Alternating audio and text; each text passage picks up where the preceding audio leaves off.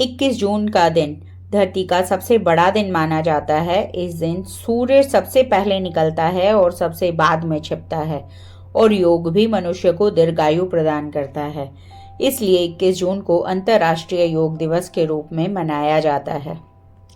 राम राम, नमस्ते to all my listeners and subscribers. Happy international yoga day.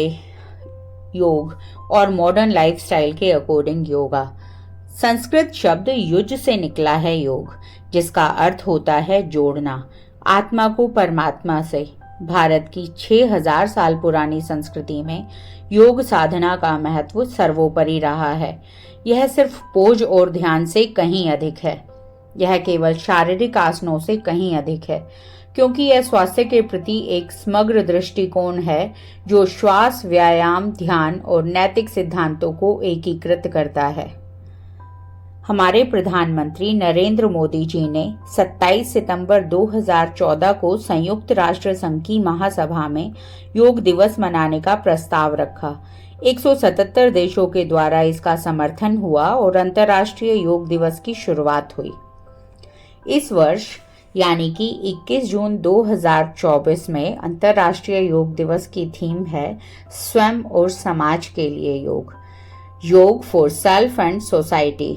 इस वर्ष एक विशेष मील का पत्थर है, अंतर्राष्ट्रीय योग दिवस की 10वीं वर्षगांठ। स्वयं और समाज के लिए योग विषय इस प्राचीन अभ्यास के सार को पूरी तरह से दर्शाता है कि योग केवल व्यक्तिगत कल्याण के बारे में नहीं है, यह आंतरिक, आत्म और बाहरी दुनिया के बीच संबंध को बढ़ावा देता है।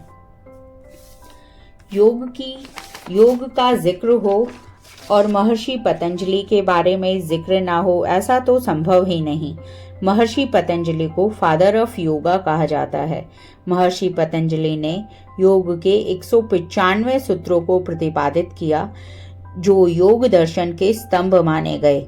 महर्षि पतंजलि ने ही अष्टांग योग की महिमा को बताया, जो स्वस्थ जीवन के लिए महत्वपूर्ण माना गया है।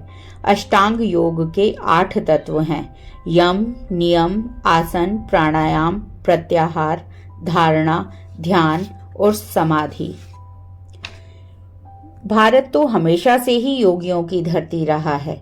आधुनिक भारत में जहां रामकृष्ण परमहंस, स्वामी दयानंद, स्वामी विवेकानंद आदि ने योग की महिमा बताई, वहीं वर्तमान में स्वामी रामदेव जी व अन्य संस्थाएं योग शिक्षा फैलाने का बीड़ा उठाए हुई हैं।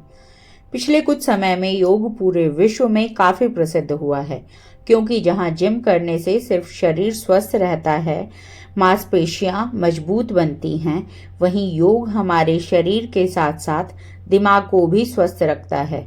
इसलिए भारत के सभी स्कूल्स में योगाभ्यास की नींव बच्चों में डाली जाती है। यूं तो योग के अनगिनत फायदे हैं। प्रकृति के सानिध्य में योगाभ्यास करने का अपना अलग ही मजा है, जब हमारा तन मन रोमांचित हो उठता है।